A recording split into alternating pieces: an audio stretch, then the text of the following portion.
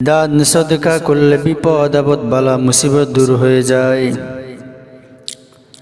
এমনই একটা ঘটনা পয়গম্বর সুলাইমান আলাইহিস সালাতু ওয়াস সালামের জামানায় ঘটে গিয়েছে।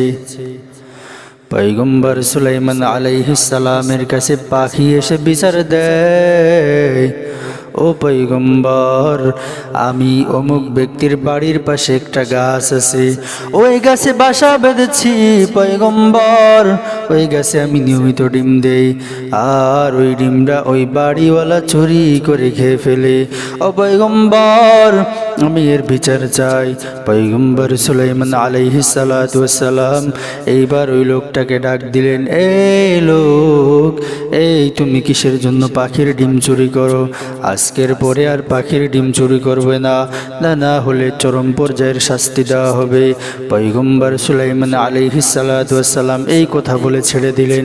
পরের দিন যখন পাখিটি আবার ডিম দেওয়ার সাথে সাথে পাখি যখন বাসা থেকে চলে যায়, ওই লোকটা আবার গাছ থেকে ওই ডিমটা চুরি করে নিয়ে যায়। চুরি করে নিয়ে যাওয়ার পর পয়গম্বরের কাছে পাখি আবার এসে বিচার দেয়, ও পয়গম্বর, আমি আপনার কাছে গতকালকে বিচার চাইলাম, আপনি তাকে কিছু বললেন, সেই ব্যক্তি আবার আপনার কথা অমান্য করে আমার ডিম চুরি করে নিয়ে গিয়েছে। পয়গম্বর সুলাইমান আলাইহিস সালাম দুইজন জিনকে বললেন, যাও ওই গাছের উপরে বসে থাকবা, যখনই দেখবা ওই ব্যক্তি গাছে উঠে ডিমটা চুরি করতে চাইতেছে, চুরি করার জন্য গাছে উঠতেছে, তাকে ধাক্কা মেরে সেখান থেকে ফেলে দিবা।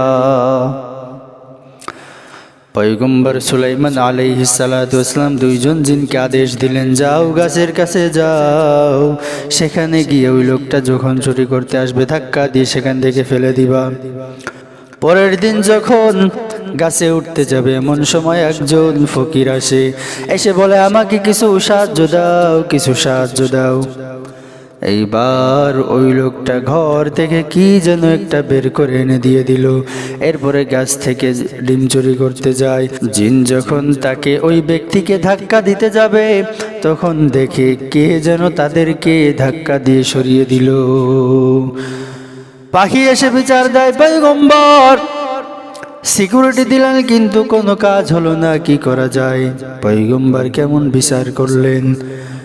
পয়গম্বর সুলাইমান আলাইহিস সালাম জিনদেরকে ডাক দেয়, কি ব্যাপার, কি ব্যাপার, তোমাদেরকে দায়িত্ব দেওয়া হলো, তোমরা দায়িত্ব পালন করলে না কেন? পয়গম্বরের কাছে জিন বলে, ও পয়গম্বর, আমরা যখনই দেখলাম ওই লোকটা গাছে উঠবে, দেখলাম একজন ব্যক্তি এসে তার কাছে সাহায্য চাইলো, সে কি যেন একটা দান করলো। দান করার পর যখন সে গাছে উঠতে যাবে আমরা ধাক্কা দিতে যাব, এমন সময় আমাদেরকে কে যেন ধাক্কা দিয়ে ফেলে দিল। ও পয়গম্বর, ওই ব্যক্তিকে দান করার দ্বারা আল্লাহ তাকে বিপদ থেকে হেফাজত করেছেন। দান সদকা করলে বিপদ আপদ দূর হয়ে যায়, এই জন্য বেশি বেশি দান সদকা করতে হবে।